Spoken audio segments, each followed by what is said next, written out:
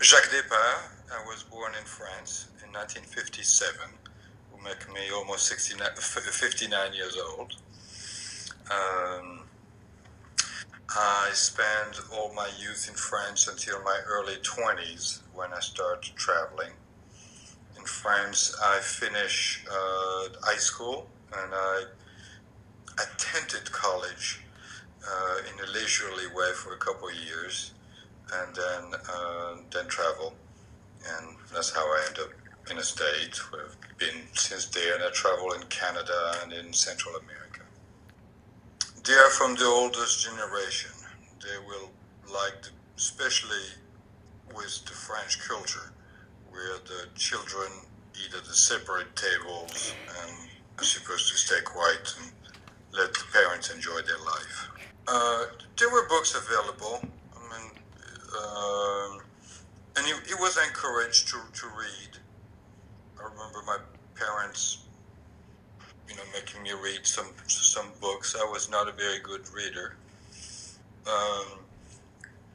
but expectation from me past the high school was not expected. Okay, so that was kind of just like, that's the level of education you need. Yeah, if you can make it, my sister and brother, you don't make it. Discussion is so yes, discussion was encouraged. I mean, French, they argue all the time. Discussion and having different opinion is not a problem. Not encouraged, but our generation did question authority. So we were not beaten, but I do remember the first time that I was about 13 when I moved away from my mother giving me a gifle. Smack?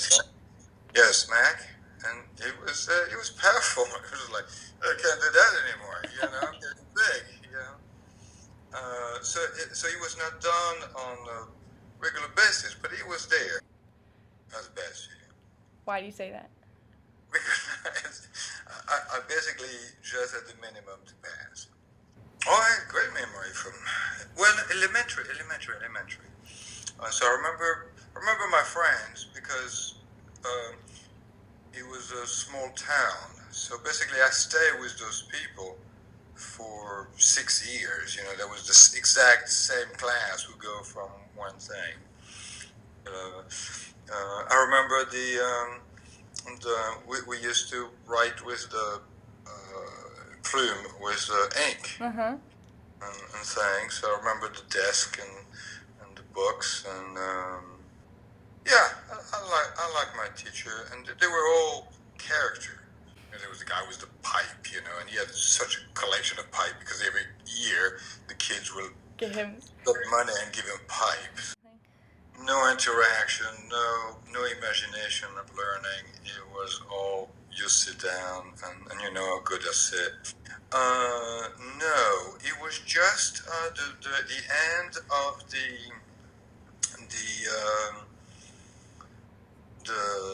the war with the North African War. Then French had colony over there, and then they fight for their freedom. And then we give them the independence, and a lot of those people came and moved. So that was just the beginning of it, and the integration was really hard, and it was really hard for those people, and it was two different culture. I mean, it was tough time. So. There was a minority of Algerian and Moroccan people from Morocco, and it was tough to integrate for them. They switched me to public school. Whoa. That's when my life started. That suddenly the world was offered to me. I mean, we were so sheltered in those Catholic schools. And then it happened too because it was high school. And high school was definitely much more diverse, and then it was the the year of the rebellions, and we strike a lot, and we did a lot of things, and but I was still a bad student. I still couldn't. Well, there's one thing that was terrible about the very early on. I mean, right when you start high school, they ask you what you want to do, and they tell you where you should go. You're 16 years old. You have no idea what you want to do. And because I was not good, they started to put me in technique. And then I want to become, like I said, well, I'll get an engineer. And then they said, well, you're not good enough to be an engineer. So, okay, you're going to be, you have a choice after that. It was electricity or like mechanic, like the big thing. Anyway, I don't want to do that. So it was dirty. I could not stand the smell of the machinery. And I said, okay, I'll go to electrotechnique. So that's what I did. I'm really saying that the system is wrong when we push people to choose too early. I do like the American system where high school is kind of a breeze, but by the time you finish high school, you don't know nothing. I mean, and it's okay because you're going to go to university to learn, and that's when you get really serious. Yeah. In France, you study much more. One of the reasons that there was shelter and then there was no diversity, it was because I was going to the Catholic school and not the public school.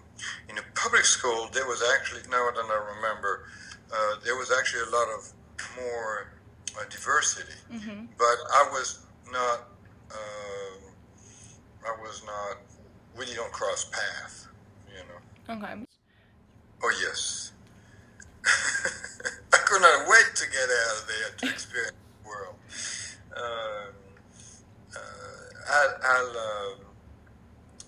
I'll experience anything. So basically, I travel for this reason, to be able to see something different. And so in Europe, it's mandatory to have English class, and you start quite early. You start in middle school, and so the number of years French I took of English was huge. I hated English. I got thrown out of the English class, and I told my English teacher, I don't care, I will never use it. That's great. And so before coming to America, I traveled a lot in Europe, and in Europe, English would be the common language. Everybody know a little bit of English. So the nice things that I had for me is that I had the grammar, and then it was just about learning more of it.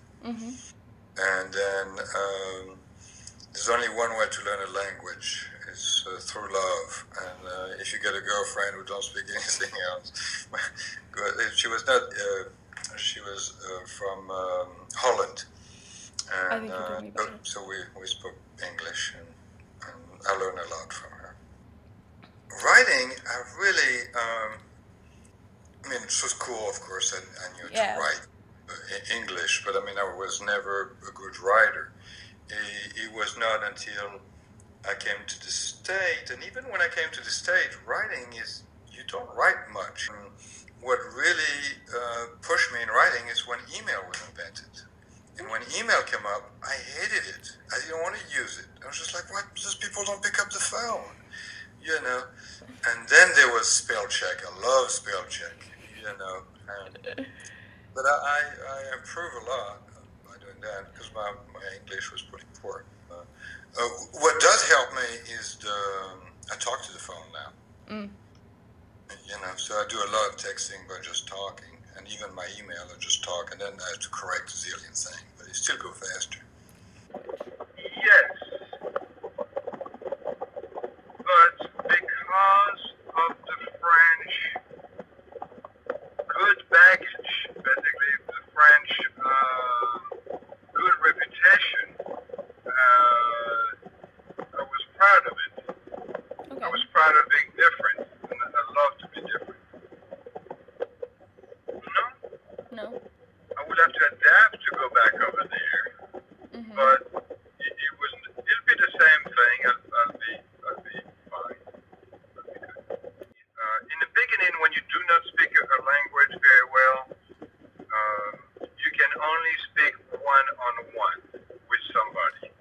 If you're in a group or in the party or if there's extra noise, you cannot understand. You're lost. First, you learn the language to be understood, like that you can get direction and function in life. Then you use it to exchange point of view one-on-one with somebody. Then when you get better at it, you can do it in a group.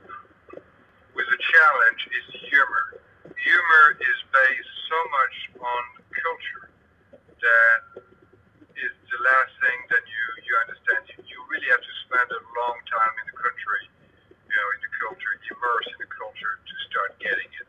If they are not situation joke like somebody slipping on a banana, it's going to have something to do with event will happen, historical event, political event will happen in the past, TV shows, and really the majority of the jokes are going to be like this, that you